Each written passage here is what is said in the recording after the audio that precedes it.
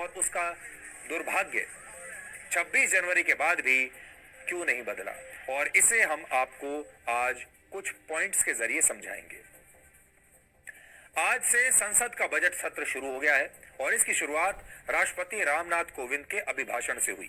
अपने अभिभाषण में राष्ट्रपति ने 26 जनवरी को हुई हिंसा को दुर्भाग्यपूर्ण बताया, लेकिन राष्ट्रपति जब ये बातें कह रहे थे तब कांग्रेस पार्टी समेत देश की 18 विपक्षी पार्टियों के सांसद उन्हें सुनने के लिए सदन में मौजूद नहीं थे।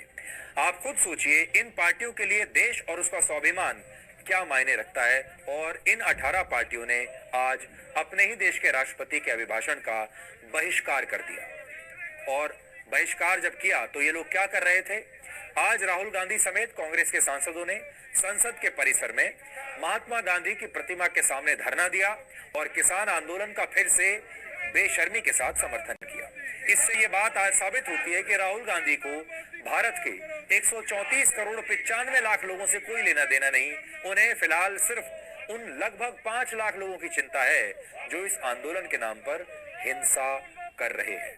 आप ऐसे समझिए, अभी अगर आप सब लोगों को गिनती करें सबकी जो इस किसान आंदोलन में डायरेक्टली या इनडायरेक्टली शामिल हैं, तो 5 लाख से ज्यादा लोग नहीं होंगे पूरे देश में। हमारे देश की आबादी है 135 करोड़ लगभग। ये 5 लाख लोग एक तरफ हैं और 134 करोड़ 95 लाख लोग एक तरफ हैं, और हमारे देश के नेता इन 5 लाख लोगों की तरफ खड़े हैं, क्योंकि इन्हें लगता है कि ये 5 लाख इंसान नहीं, ये 5 लाख तलवारें हैं, ये 5 लाख हथियार हैं जिससे हम मोदी को कमजोर कर सकते हैं। उन्हें देश से कोई लेना देना नहीं। और सबसे अहम, सरकार की सख्ती के बावजूद किसानों ने ऐलान किया है कि वो अपना आंदोलन खत्म नहीं करेंगे और ना ही हिंसा की कोई जिम्मेदारी लेंगे। सोचिए, हिंसा की जिम्मेदारी लेने को भी तैयार नहीं है। मतलब हिंसा करेंगे और जब जिम्मेदारी लेने की बात आएगी तो भाग जाएंगे।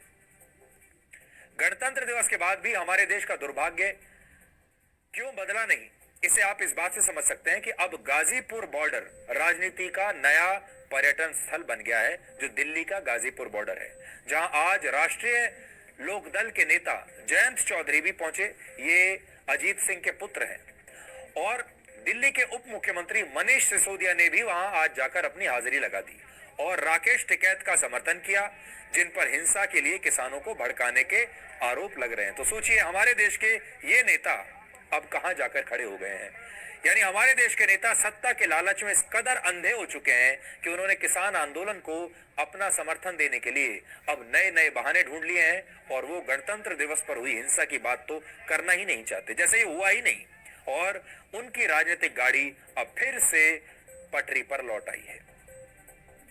राष्ट्रपति ने गणतंत्र दिवस के मौके पर हुई हिंसा को आज दुर्भाग्यपूर्ण बताया, और हिंसा का जिक्र करते हुए राष्ट्रपति ने आज कहा कि संविधान सभी को अभिव्यक्ति की आजादी देता है, उसका सम्मान करता है, लेकिन गणतंत्र दिवस के मौके पर जिस तरह हिंसा हुई वो सही नहीं थी। आज आपको राष्ट्रपति की ये बातें भी सुननी चाहिए। संविधान की मर्यादा को सर्वोपरि रखने वाली मेरी सरकार इन कानूनों के संदर्भ में पैदा किए गए भ्रम को दूर करने का निरंतर प्रयास कर रही है। मेरी सरकार ने लोकतंत्र में अभिव्यक्ति की आजादी और शांतिपूर्ण आंदोलनों का हमेशा सम्मान किया है, लेकिन पिछले दिनों हुआ तिरंगे और गणतंत्र दिवस जैसे पवित्र दिन का अपमान बहुत दुर्भाग्यपूर्ण है। जो संविधान हमें अभिव्यक्ति की आजादी का अधिकार देता है, वही संविधान हमें सिखाता है कि कानून और नियम का भी उतनी ही गंभीरता से पालन करना चाहिए। व्यापक विमर्श के बाद संसद ने 7 महीने पूर्व 3 महत्वपूर्ण कृषि सुधार, कृषक उपज व्यापार और कृषक संवर्धन और सरलीकरण विधेयक, कृषि सशक्तिकरण और संरक्षण, कीमत आश्वासन और कृषि सेवा करार विधेयक और आवश्यक वस्तु संशोधन विधेयक पारित किए हैं। इन कृषि सुधारों का सबसे बड़ा लाभ भी 10 करोड़ से अधिक छोटे किसानों को तुरंत मिलना शुरू हुआ। छोटे किसानों को होने वाले इन लाभों को समझते हुए ही अनेक राजनीतिक दलों ने समय समय पर इन सुधारों को अपना भरपूर समर्थन दिया था।